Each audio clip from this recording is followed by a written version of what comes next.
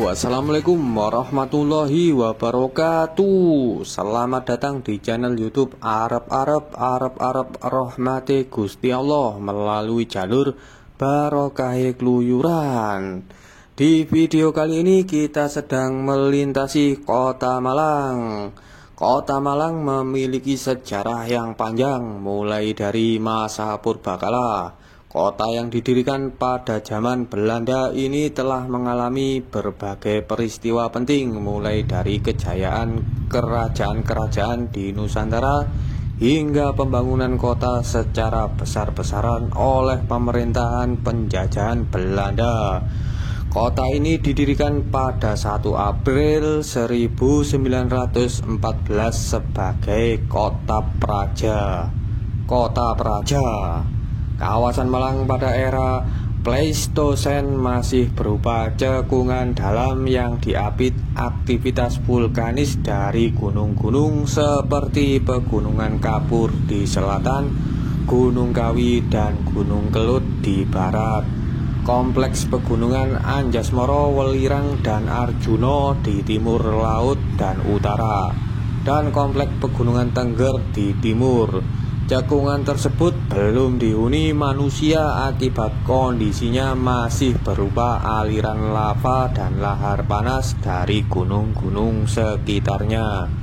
Menjelang musim hujan, cekungan daerah Malang tersebut berisi air yang mengalir lewat lereng-lereng gunung yang menuju sejumlah sungai dan membentuk sebuah rawa-rawa purba. Rawa-rawa tersebut meluas sehingga menciptakan danau purba.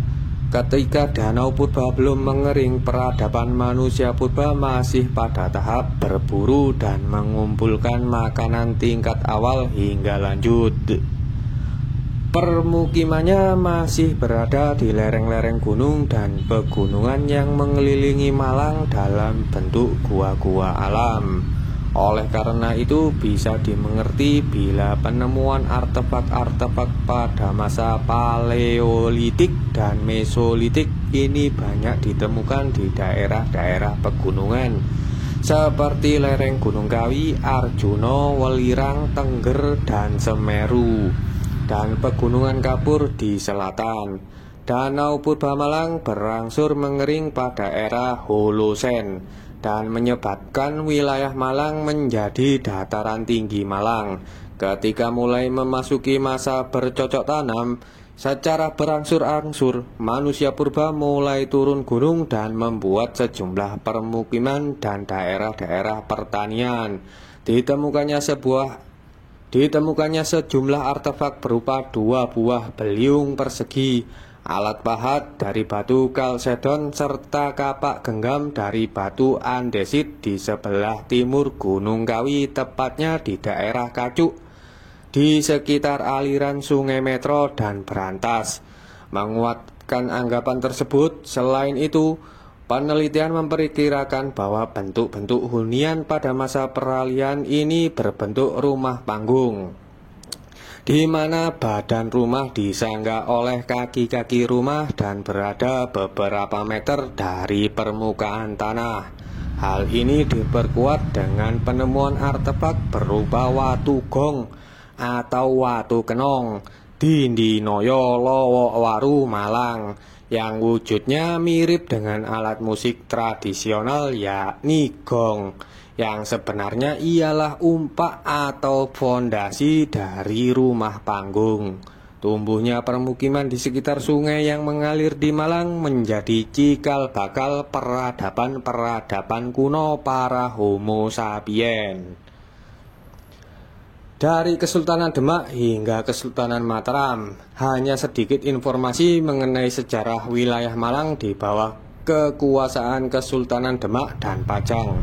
Pasalnya, ketika Sultan Trenggono meninggal pada 1546 Masehi, politik Demak didominasi oleh isu suksesi antara Sunan Prawoto, Sultan Demak keempat, Aryo Penangsang, Bupati Jipang, Sultan Demak kelima, dan Joko Tingkir, Bupati Pajang. Kontrol politik terhadap wilayah-wilayah di Jawa Timur termasuk wilayah Malang mulai berkurang hingga Jawa Timur saat itu mengalami kekosongan kekuasaan.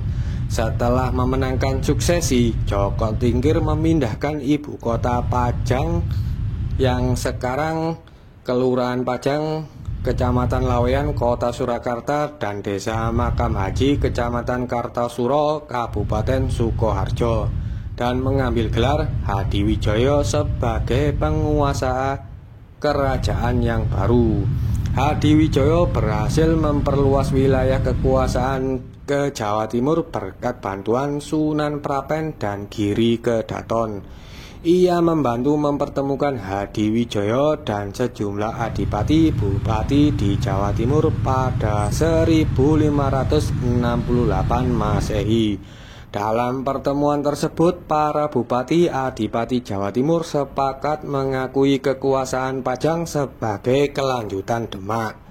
Dengan demikian, wilayah Malang berada di bawah kekuasaan Pajang.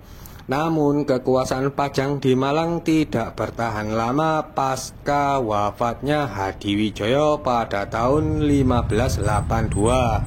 Terjadi perebutan kekuasaan antara Pangeran Benowo Putro Aryo Pangiri menantu dan Sutowijoyo. Politik suksesi tersebut membuat pemerintahan di Malang terbengkelai. Ketika mendirikan Kesultanan Mataram pada 1587, Sutowijoyo bergelar Panembahan Senopati ing Alogo Sayyidin Panotobomo Khalifatullah Tanah Jawa. Gelar tersebut mengindikasikan bahwa Sutowijoyo berambisi menguasai seluruh pulau Jawa, termasuk wilayah timur. Para penguasa lokal di Timur Jawa dan Madura menolak status Mataram sebagai penerus Kesultanan Pajang. Dalam beberapa kesempatan dalam menghadang serangan dari Mataram, beberapa wilayah di Timur Jawa termasuk Malang menggabungkan pasukan mereka dalam periode ini. Wilayah Malang masih belum tersentuh serangan Kesultanan Mataram baik era Sutowijoyo maupun Raden Mas Jolang yang bergelar Panembahan Hanyokrowati. Baru pada masa pemerintahan Raden Mas Jatmiko atau Raden Mas Rangsang yang bergelar Sultan Agung Adi Prabu Hanyokrokusumo, wilayah Malang dapat dikuasai pada 1614. Adalah Tumenggung Alap-Alap Bawan Tumenggung Surotani, komandan pasukan Mataram untuk penyerangan ke Timur Jawa, yang berhasil menduduki Malang serta menangkap Ronggo Tohjiwa, penguasa wilayah Malang saat itu. Wilayah Malang dengan demikian menjadi mancanegara dari Kesultanan Mataram. Peristiwa yang juga dikenal dengan sebutan Kutha Bedah seperti ketika ditaklukkan Demak ini diriwayatkan dalam legenda Panji Pulang Jiwa versi Mataram. Demikian cerita ngalor ngidul saya. Dukung channel ini dengan cara like, comment, and subscribe.